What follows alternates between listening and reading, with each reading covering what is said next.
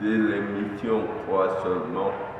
Aujourd'hui, nous voulons partager sur un sujet exposé dans un livre à deux volets qui se nomme La Seconde Gloire.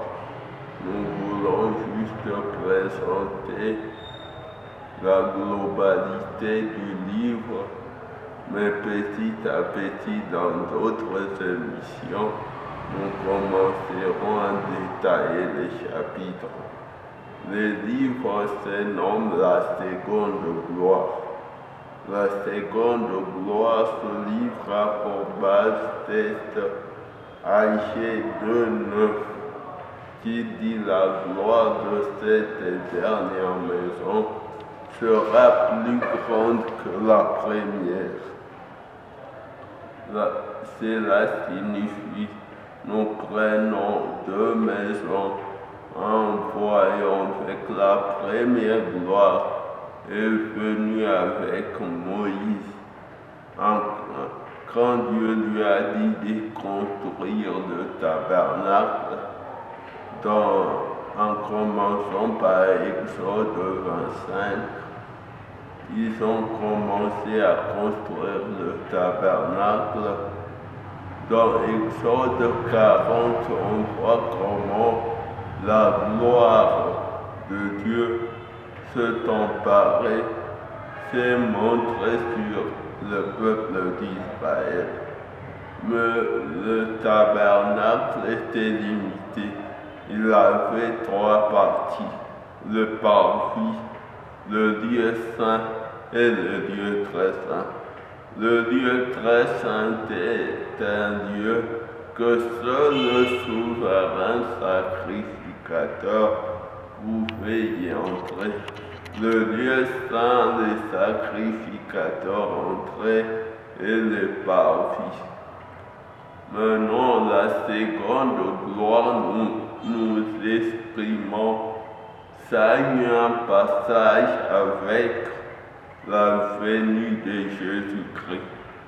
La venue de Jésus-Christ montre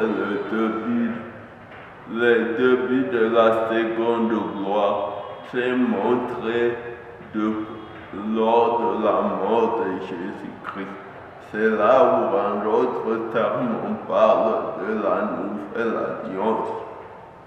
La première gloire était limitée seulement à Israël, n'était pas à tout le peuple. Mais Dieu a décidé d'envoyer Jésus-Christ pour qu'il y ait passage de la première à la seconde gloire. Maintenant, la seconde gloire a une puissance, et sa puissance se montre lors de la mort de Jésus-Christ.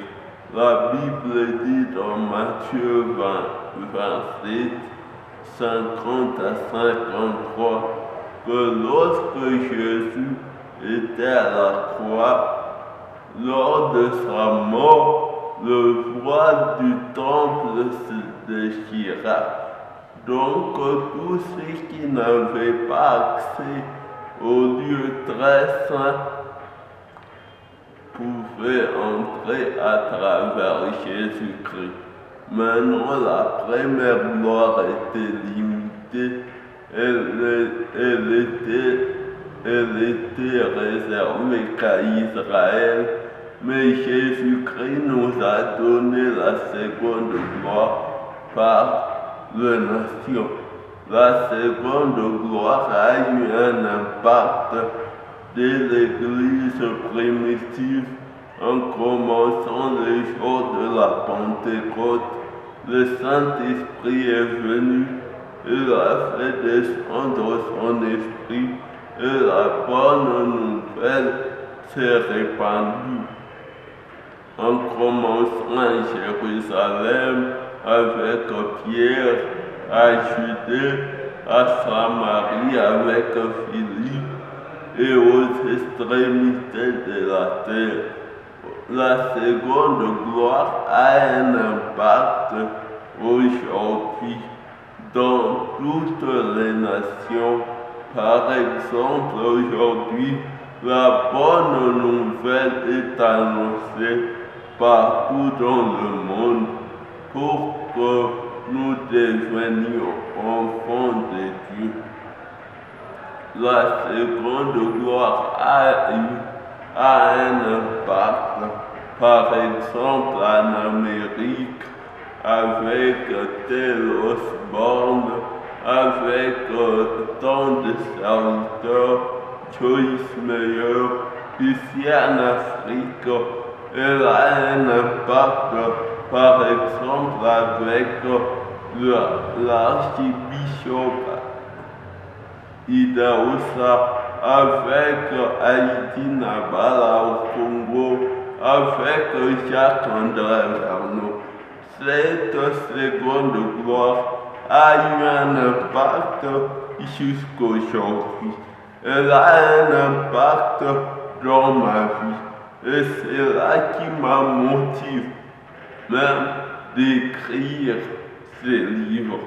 La seconde gloire a eu un impact dans ma vie.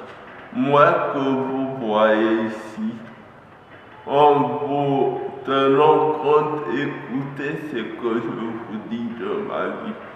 Je suis né en faisant une semaine dans la réanimation. Mes parents me disent seulement que le nombril seulement battait. Ils ne savent pas si je veux vivre. Mais un jour, mon père m'a dit, après 19 ans, qu'il disait à Dieu, Yahweh, si cet enfant sort de là, il te servira. Maintenant, la seconde gloire a eu un impact. Je suis sorti de l'hôpital en commençant à grandir, en me voyant